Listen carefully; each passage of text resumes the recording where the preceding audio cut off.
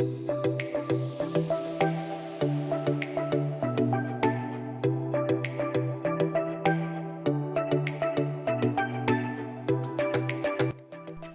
hello my beautiful and amazing crafters. Welcome to another video of Crafting with Shaneda.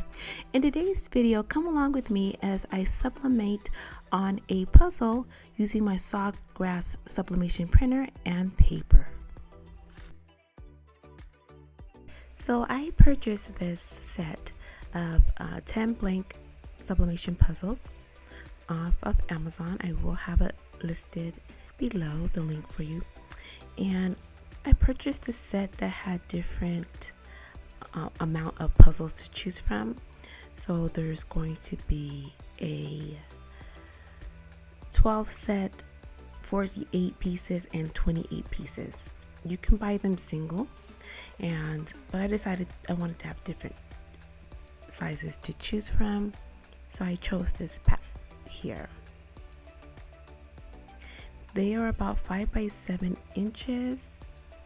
So I'm going to keep that in mind when I get ready to start my design. So for my design, I went over to Creative Fabrica, and Creative Fabrica is just a great place to locate PNGs and SVG files. They come with a commercial license, which is great if you want to sell these items. A definite must too.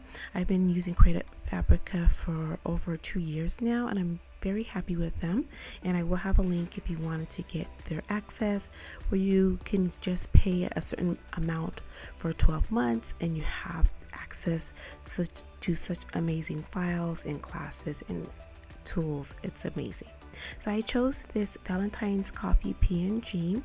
I just love the way it looks. I think the colors will really pop on the puzzle, so I went ahead and downloaded the file and saved it onto my desktop so I could bring it into Canva. So once in Canva, I'm going to go ahead and create a new design, and I'm going to do a custom design for a full sheet of paper, which is 8 by 5 by 11. So that way I can just go ahead and print this straight from Canva. Normally I like to create my template or design section for the size that I'll be working with. So normally I would do 5 by 7 inches, but since I'm going to print this straight from Canva and not break it into Cricut Design Space, I'm going to use a full sheet of paper. So I did a test run before showing you guys, and I brought this little image off of Google so that way I could see what sizing will be best for the puzzle. The puzzle is about 7.1 by 5.1 inches, so I thought 5.3 by 7.3 would be best, so that way it could fit all around the puzzle and work in this this sizing worked the best. So I went ahead and brought the design in from Creative Fabrica, and I know that I want it to stay in that dimension. So now that I have the sizing, I'm going to create a design that is about 5.3 inches by 7.3. Once I was happy with the pattern that I made, I grouped everything, and then I sized it to 5.3 by 7.3 inches so that could be the background of my design. I created a slight offset on the design that I brought from Creative Fabrica just to have it pop out a little bit, and I went ahead and centered it, and now I'm ready to save this as a PDF. That way I can print it with my print manager and send it to my Sawgrass sublimation printer. I'm excited to see how the colors will pop using the sublimation paper and printer.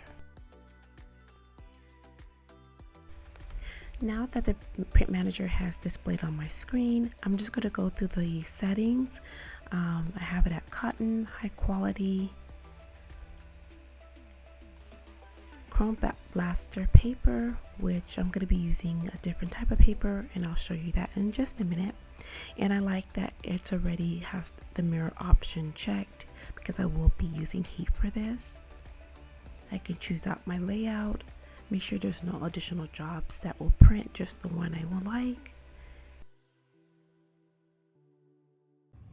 Okay, here are the sublimation puzzle sheet. So here are the 3 different options. You have the 12-piece set and then the 48-piece set. So this is the one that I did earlier. This is the 12-piece puzzle set. It came out really good for the first time. I end up using A-Sub paper, and I made a little note for myself.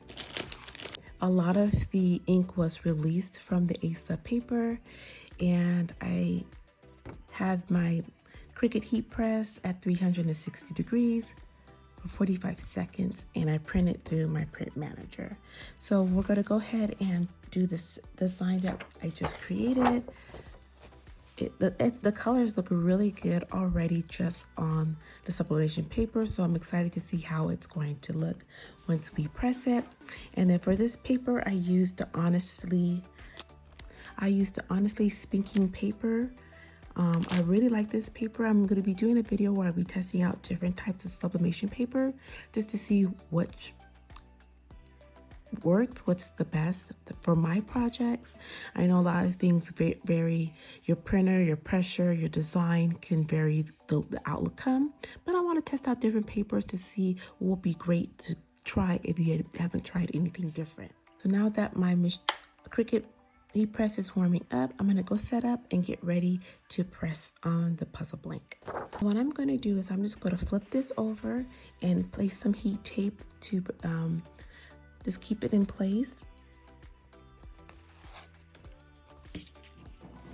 And that way I have a good idea of how the image looks on the page.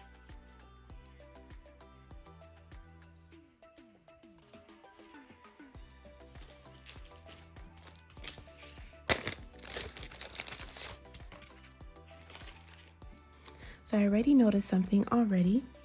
So when I first did the first test, I did it with a 12 by 12 puzzle sheet, and the dimension that I mentioned earlier, the 5.3 by 7.3 works great.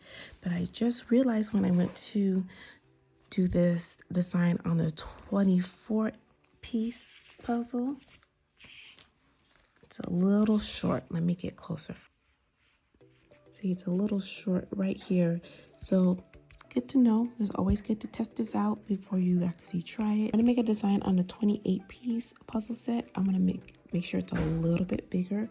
Let me do the 48-piece set as well. So for the 28-piece and the 48-piece, the design needs to be a little bit bigger. I'm gonna go ahead and do another test sheet, and I'll have the dimensions for you listed on the screen. So to continue, I'll just use a 12-piece set, and we'll go ahead and set up this design. All right, so I'm going to put a piece of parchment paper down, and I'm going to very carefully flip the design over. And I made sure that those puzzle pieces were nice and flat. And then with my heat press, I'm going to press for 360 seconds at 45 degrees, and I'll have some medium pressure.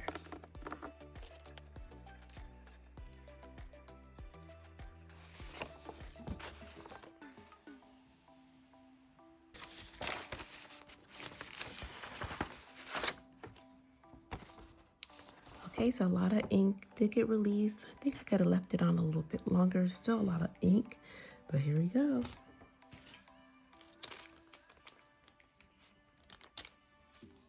Wow, look at the color. Very vibrant, very pink.